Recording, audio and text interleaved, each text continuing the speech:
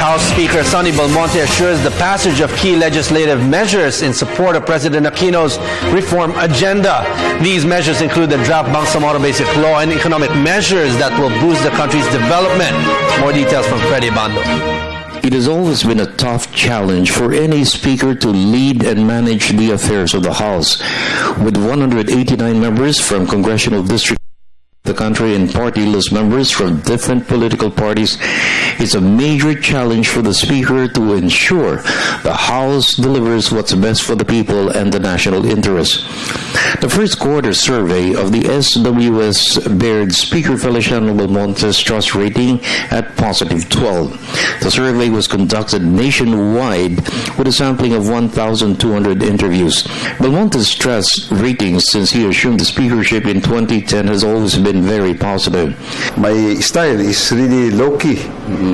I'm a low-key speaker. I'm not one to go bragging about the many things that we are doing in the House and so forth. So I'm happy enough with it. See, and if it's really something I'm after, then I'll be a lot more visible and so forth. With the recent ratings, Belmonte vowed to pass key priority measures in support of the President's reform agenda. The passage of the draft Bangsamoro Basic Law to win the peace in Muslim Mindanao. Speaker Belmonte is pushing for the approval of 2 economic measures to enhance further economic growth and reduce poverty incidents in the country. The Fair Competition Law to break monopolies and cartels to enhance the entry of foreign direct investments.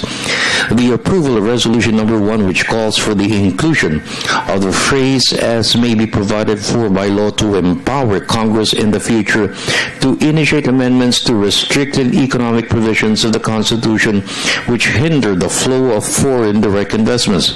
Belmonte stressed that these 2 measures will greatly boost the President's commitment to reduce poverty incidents in the country. At the end of the day, I think our problems are really things like lack of income and stuff like that are really due to economic situations which can be improved through legislation, partly through legislation and partly through administration. So that's what I'm privately after. But on the other hand, there are very significant legislation that has been pending for so long, and which saw the light of day during the 15th and 16th Congress when I was Speaker. Belmonte is also pushing for measures to enhance government spending for education. While he favors the conditional cash transfer program, Belmonte said government should provide more resources for capability building for the poor and ensure there is less dependence on government for doleouts. It is very necessary that nobody is left behind, particularly in the area of health and the area of education. DCCT is not money just being given away. DCCT is conditional.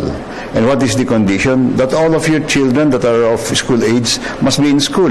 That because education is the key to a better life in the future. That your children or your family, wherever they have health problems, that they would go to the health clinics and address these problems. For the People's Television Network, this is Freddie Abando reporting.